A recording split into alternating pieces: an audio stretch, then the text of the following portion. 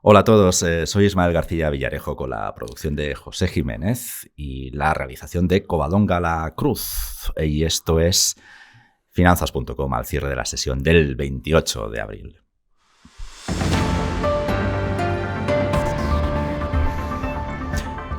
Inversores, bienvenidos. Javier y yo os estábamos esperando. Javier, bienvenido al centro de noticias de Finanzas.com. Qué alegría tenerte aquí. Encantado de estar aquí, como siempre.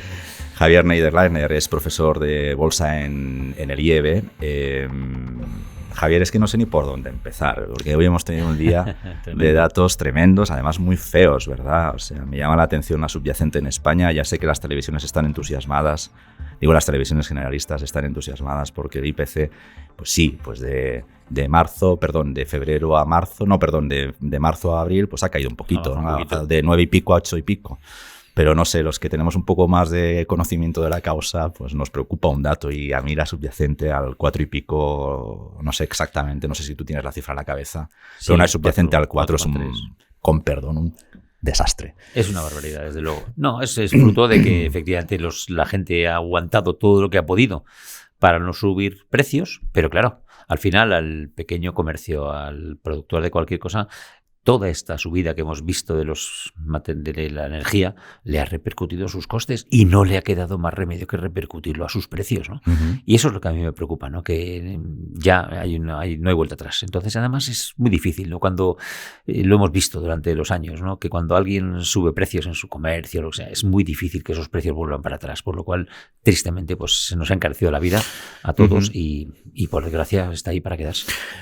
Profesor, hemos llegado ya al momento en el que las empresas han dicho no podemos más, nuestros márgenes dan para lo que dan y es inevitable ya trasladar. Correcto, eso es. A precios, ¿verdad? Entiendo que estamos ya en ese punto que, como dices, pocas veces es reversible, ¿no? Uh-huh. Correcto, ¿no? Cualquiera ya, da igual, enseñanza, materiales de lo que sea, cualquier producto que sea manufacturero necesita de energía para ser producido, necesita de carburante para ser transportado.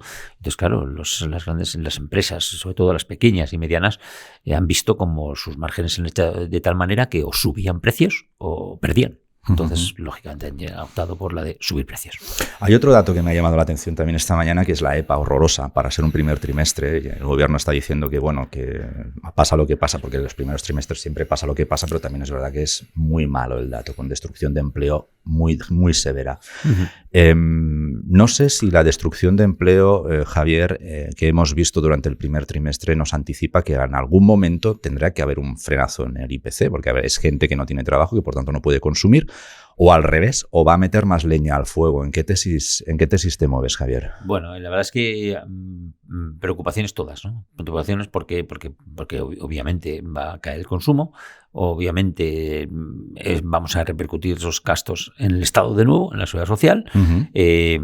Las empresas van a ver cómo claramente reducen sus ventas. ¿Por qué? Porque, como digo yo a mis alumnos, ¿no? Una persona desempleada no consume, detrae. Y como muchísimo ahorra, ¿no? Entonces, es lo peor que le puede ocurrir al Producto Interior Bruto de cualquier economía, ¿no? Que el consumo privado frene. Y la principal razón para un frenazo del consumo privado es el desempleo, sin ninguna duda. Uh-huh. Por lo cual, es un dato que a mí me preocupa, sin ninguna duda. Uh-huh. Javier, en este contexto que estamos simplemente analizando pinceladas, no sé si nuestra audiencia espera que le dediquemos demasiado tiempo al IPC y a las EPAs. Pero en cualquier caso es coyuntura que es necesaria que abordemos también, aunque vayamos enseguida a los mercados. Pero con este contexto, ¿qué podemos esperar de los mercados, Javier? Es que la verdad es que el mercado está, por así decirlo, bastante ahora mismo enfocado en sectores y en sectores empresas, cosa que hasta hace poco yo no lo veía así, ¿no? Estamos viendo como todos los sectores de consumo, sobre todo los tecnológicos, porque los tecnológicos no nos olvidemos, la mayoría de ellos están enfocados al gran consumo, lo están pasando mal, pero sin embargo tenemos sectores como el bancario, que lógicamente pues, algo se beneficiarán de la subida de márgenes, aunque el sector bancario, cuidado con él, porque lógicamente van a sufrir un incremento de morosidad. Estamos viendo como el sector energético lo está haciendo bien.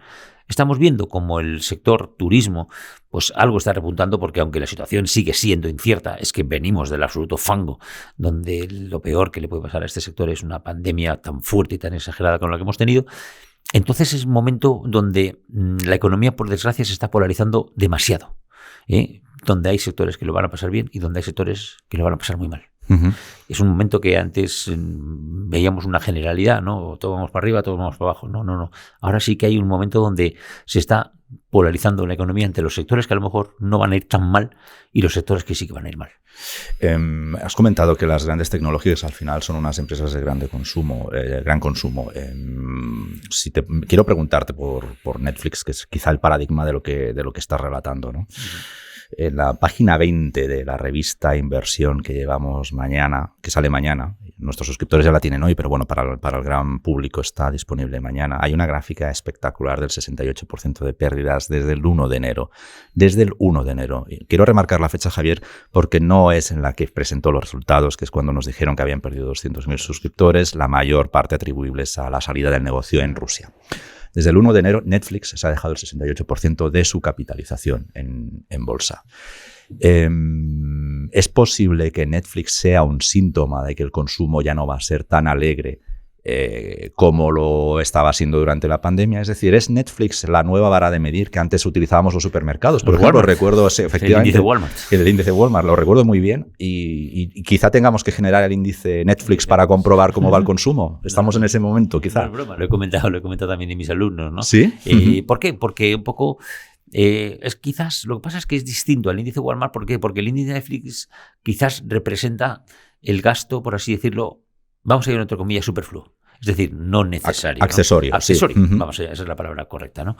Y claro, cuando la situación a alguien le aprieta, de lo primero que se quita, sin ninguna duda, es de lo accesorio. Tú no te quitas ni de medicamentos, ni de alimentación, ni de ropa, pero sí que te quitas lo accesorio, ¿no? Entonces, este índice refleja que efectivamente la gente está bastante en el límite, ¿no? Sobre todo, ¿por qué? Porque, por desgracia, estamos empezando a convivir con una subida que hasta hace poco nadie la contemplaba, pero que ya está ahí, que es la subida de los préstamos hipotecarios, ¿no? Entonces, claro, la gente está viendo que, ojo, que mi renta disponible puede bajar. No solo tengo el problema de precios que tengo ahora, sino la perspectiva es que voy a tener que pagar más, ¿no? Correcto. Entonces la gente ha puesto, la verdad es que en ese sentido, pues hay mucha gente que, yo quiero pensar que habrá mucha gente que lo ha hecho un poco por precaución, y sin embargo estoy convencido que hay mucha gente que lo ha hecho porque ya no podía más.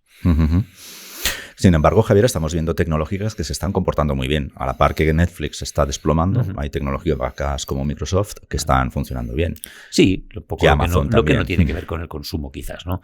Amazon porque tiene una diversificación tremenda en todo lo que es el negocio en la nube y otra serie de cosas, pero si atendemos a lo que es la venta pura y dura del negocio tradicional de Amazon, también hemos visto que ha habido una pequeña caída, ¿no? Vamos a ver con todo lo que es negocios con dispositivos tipo Apple, etcétera, a ver qué pasa, ¿no? Vamos a ver qué pasa con la publicidad, que también es un tema de tener en cuenta, y en esto lo pueden sufrir empresas como Alphabet o como Meta. Entonces, bueno, pues habrá que ver un poco sector por sector, habrá que ver empresas por empresas, pero no podemos meter en el saco de las tecnológicas a todas. ¿Por qué? Un poco lo que comentaba al principio, ¿no? Porque cada una tiene su nicho, cada uno tiene su ámbito de actuación. Entonces, hablando de las tecnológicas, me encanta porque es mi tema favorito, pero no siempre da pie, ¿no? Hablando de las tecnológicas, ha perdido ya la condición, ¿no? de seguridad, de un crecimiento seguro, porque también, fíjate, lo que estábamos viendo es que los inversores apuestan por el crecimiento, pero cuando dejas de crecer son crueles, hasta el extremo, lo estamos viendo con Netflix, sí, ¿no? Hemos visto bajadas en valoraciones de la mitad, con apenas 3, 4, 5 meses, ¿no? Meta ha bajado a la mitad. Netflix ha dividido casi su valor por 3. Zoom, ni te cuento. Entonces, sí. Hombre, es cierto que sí que había valoraciones quizás demasiado excesivas, ¿no? Pero no es momento de abandonar la tecnología, sino que, de alguna manera, ver cuál es la tecnología que de alguna manera va a sobrevivir a esto, ¿no? Y es, sin ninguna duda, la tecnología que no tenga que ver con el consumo directo, quizás, ¿no? De eso que decíamos antes del consumidor, que de alguna manera se puede quitar esa pequeña privación de algún servicio, como puede ser eso, o como puede ser, quizás, no comparable, pero a mí me da miedo Apple, ¿no? En el sentido que la gente puede decir, oye, pues mira, ha salido un iPhone 13, pero tal y como está el tema, yo no estoy en disposición de comprarme ya el iPhone 13, cosa que antes no había ninguna duda, ¿no? Pues tendré que aguantar con el iPhone 11 6 meses más. Pero Apple no vive de que tú pongas 6 meses más tu decisión de compra, ¿no?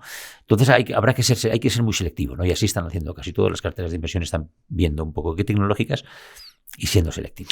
Javier, escuchándote me da la sensación que Meta casi, o la antigua Facebook, casi que tiene una segunda oportunidad de convencer, de generar nueva parroquia, ¿no? Porque es quizá la que tiene una de los mimbres, la que tiene más mimbres junto con Microsoft y Amazon para volver a liderar las famosas FANG, ¿no? Sí, no. A mí, ya te digo, un poco me gusta examinar un poco por dónde van las tendencias del negocio, ¿no? Y sigo viendo que a mí Meta me gusta mucho, ¿no? Porque, en primer lugar, yo creo que el mercado ya tenía asumido que el negocio de Meta no es Facebook. El negocio es más bien Instagram, donde, por así decirlo, veo claramente cómo todo lo que es el mundo empresarial va por ahí. Instagram crece de una manera escandalosa. Y sobre todo estoy viendo que Facebook tiene muchísimo que ganar en el tema sobre todo de monetización de lo que es el tema de WhatsApp, ¿no? Ese WhatsApp Pay que tarde o temprano llegará. Acabará, ¿no?, llegando. Entonces, a mí es una empresa que me gusta, ya te digo, porque no ha perdido aún esa vigencia, Instagram sobre todo, ¿no? El día que vea que Instagram dirá, esto ya no, ya los negocios no van por ahí, pero sí que van por ahahí, y es un sector en crecimiento salvaje, ¿no? Entonces yo creo que el amigo Zuckerberg hizo una alarma, metió una alarma ahí en la anterior presentación de resultados, pero ya hemos visto que el negocio sigue vigente, ¿no? Y puede ser una buena oportunidad, sobre todo además porque hay otra cosa que es muy importante, que es que antiguamente en las tecnológicas todo valía, como digo yo, ¿no? Y ahora sí que se está haciendo valoraciones buenas, ¿no? Valoraciones de cuánto vale el negocio, cuánto vale. O sea, vamos a quitar un poco la parte expectativas y vamos a meter la parte negocio. Y entonces el mercado se da cuenta de que Meta es precisamente la empresa más barata de lejos de todo el sector FANG. O sea, que realmente tiene una segunda oportunidad. Sí, hoy el mercado se la está dando, sin ninguna duda, y el mercado raramente se equivoca, ¿no? Estas subidas de por encima del 10%, eso es que el mercado se ha equivocado, clarísimamente. Meta es la mayor defensora del famoso metaverso, claro. Que es la portada, precisamente, volviendo a la revista Inversión de esta semana, es la portada. Cómo amasar, cómo crear el primer millón en beneficios, ¿no?, en el metaverso. ¿Es capaz el metaverso de convencer a los inversores, a tu juicio, pues de lo que estábamos comentando, de lo que comentabas justo hace un momento, ¿no?, de esa capacidad de crear valor? Señalabas muy bien que Instagram es un generador de valor prácticamente indiscutible. Hay opciones creíbles en WhatsApp, pero el metaverso parece que es una cosa que se queda abstracta ahí o al menos por descubrir o por conocer. ¿Tiene el metaverso, que es la mayor apuesta, al menos de cara a la galería de Mark Zuckerberg para el futuro, capacidad de convencer a los inversores para que se tengan en cuenta las valoraciones? Es complicado, ¿no? ¿Por qué? Porque todo lo que suene a novedoso, la gente le cuesta entenderlo, ¿no?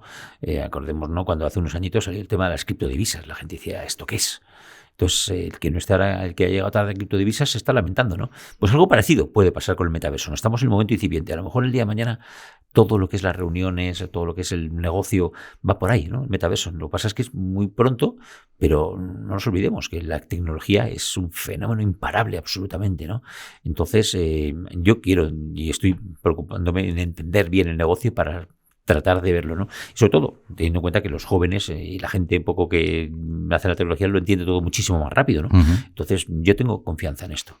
Microsoft también está apostando muy fuerte, cuidado. Indudablemente, además, Microsoft e IBM me parece que son las grandes tecnológicas que lo hacen todo silenciosamente, sin grandes fuegos artificiales, pero siempre van a estar ahí, ¿no? No sé si me equivoco demasiado. No.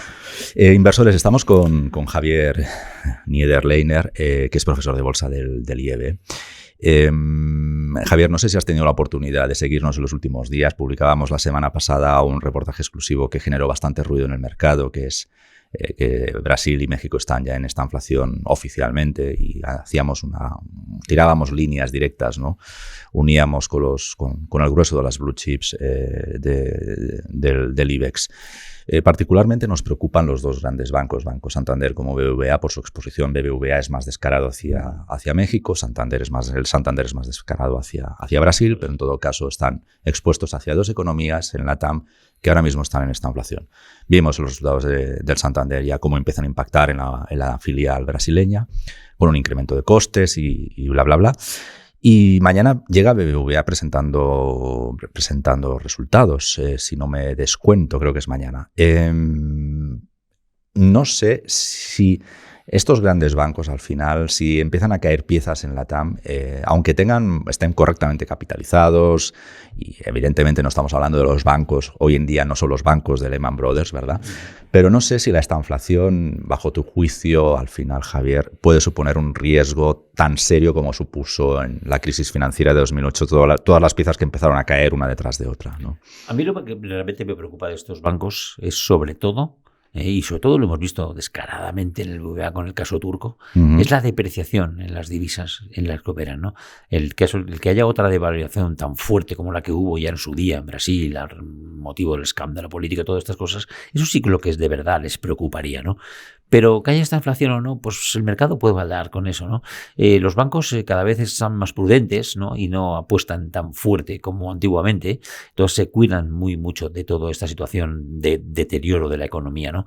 Yo sí que lo que sigo y me gusta seguir para evaluar estos blue chips, fundamentalmente, es más bien la evolución de la divisa del país donde están, ¿no? Entonces, por ejemplo, el efecto de divisa con Brasil empieza a jugar a favor de algunas blue chips. Esto lo está atenuando el riesgo de esta inflación. Claro, correcto. Por lo cual, fíjate, nosotros, si nos somos sinceros, nosotros casi en España también estamos en esta inflación. O sea, estamos con un crecimiento pírrico comparado con una inflación del 10%. Después de lo que estamos viendo hoy, entonces, nos quedan 5 minutos, desde luego. Por lo cual, entonces a mí lo que me preocupa en estos casos es decir, bueno, la economía más o menos sigue, pero claro, nosotros tenemos una particularidad, que esos retornos que obtiene BBVA, Santander, Telefónica, Inditex en esas divisas, luego al volver a España, ¿cómo vuelven? Ya. Con un real absolutamente evaluado, una real más o menos, donde sí que se sufre es eso, porque sobre todo lo hemos visto, como te decía antes, en el caso turco, ¿no? Y ahí me preocupa, los resultados del BBVA van a estar bastante perjudicados. No nos olvidemos que ayer mismo el BBVA hizo una subida fuerte de la oferta que hace por Garanti, porque precisamente la lira se había devaluado bastante. Entonces, y yo pensaba, digo, no, BBVA ofrece más, pero por otro lado me está diciendo que los resultados que va a obtener de Turquía van a ser mucho más bajos por la depreciación de nuevo de la lira. Sí, entiendo que es un poco por lo que están castigando a BBVA estos días, ¿no? Quizá la operación sí te sale a cuenta en términos numerales, te quedas el 100% al final de un banco, por tanto tienes absoluta libertad para hacer con la filial lo que quieras, pero claro, automáticamente piensas en el negocio, se me devalúa al mismo nivel, ¿no? Si la lira sigue devaluándose, entonces ¿de qué me sirve mi beneficio en liras turcas? ¿Qué puede estar pasando por la cabeza del centro de mandos de BBVA para meterse en estos líos? Bueno, es una apuesta decidida, aunque Turquía, que tiene una situación estratégica tan maravillosa, ¿no? Pero claro, por otro lado tiene un sistema político tan complejo, ¿no? Yo creo que el sistema político turco, pues está bastante dominado por el señor Erdogan y entonces eso hace que de alguna manera a los inversores les entren ganas de invertir en Turquía, ¿no? Pero Turquía, insisto, es un país maravilloso, tiene un enclave estratégico fantástico, es esa puerta, ¿no? Entre Asia y Europa, ¿no? Está ahí, en un sitio fantástico, bien, pero me da la impresión de que lo que está pasando es que los inversores tienen miedo a invertir en un país donde la política no es un garante de estabilidad. Profesor, una última pregunta, que estamos casi en tiempo de descuento y empiezan tus clases, prácticamente. Sí. Tengo aquí un chivato que en las pantallas de finanzas.com, básicamente, que ese es mi chivato para hacer esto siempre, veo que salvo el FTSE, el Eurostock 50 y el DAX, el resto de índices están todos en pérdidas en lo que llevamos de año. Aún así, ¿podría haber sido peor? Bueno, es que lo que no estamos diciendo ahora es que ha pasado en los años recientes en la bolsa española en comparación con las bolsas europeas, ¿no? Y lo que está pasando es básicamente que nosotros tenemos el índice más bancarizado de Europa y por fin los bancos están viendo la luz, ¿no? Un poco al hilo de las posibles subidas que tengan los tipos de interés y lo estamos viendo cómo el Euribor está remontando, que es lo que les da bastante oxígeno, ¿no? Entonces es recuperar el terreno perdido, nada más, ¿no? Y después también, pues esa presencia de Repsol, que lo está haciendo bastante bien, pero poco más, y las energéticas, ¿no? Iberdrola también lo está haciendo muy bien. Te veo ahí moderado, ¿eh? Sí, pero no. Sí. O sea que en ese sentido seguimos estando, la prueba y la clave es que seguimos estando bastante por debajo del índice prepandemia y los demás países no. Sí, porque el año pasado nos quedamos muy rezagados, efectivamente. Exacto. Pero tampoco sé si podemos decir que los inversores tengan un sentimiento, puedan estar contentos o no. Es decir, no. Bueno, cogiendo ese punto de partida, desde luego no. En lo que va de año, pues dirán, bueno, pues no estamos sufriendo tanto como están sufriendo los americanos o los alemanes, ¿no? Pero no es para estar, no para tirar campanas al vuelo, ¿no? Javier, si te parece, cerramos la sesión. Muy bien. Pues muchísimas gracias por hacer podcasting con nosotros esta tarde. Gracias a vosotros, como siempre. Y gracias a todos los oyentes. Inversores, y mañana os toca abrir la sesión con Alejandro Ramírez y sus hechos relevantes, porque es obligatorio escuchar las claves de Alejandro Ramírez, que marca la agenda, que explica la agenda, que marca las agendas. Os citamos para mañana al cierre de los mercados con Pepe Jiménez y Rafa Ares en el podcast, en la tira especial dedicada al mundo de las criptoinversiones. Y el equipo de cierre de mercados vuelve la semana que viene. Gracias y hasta la próxima.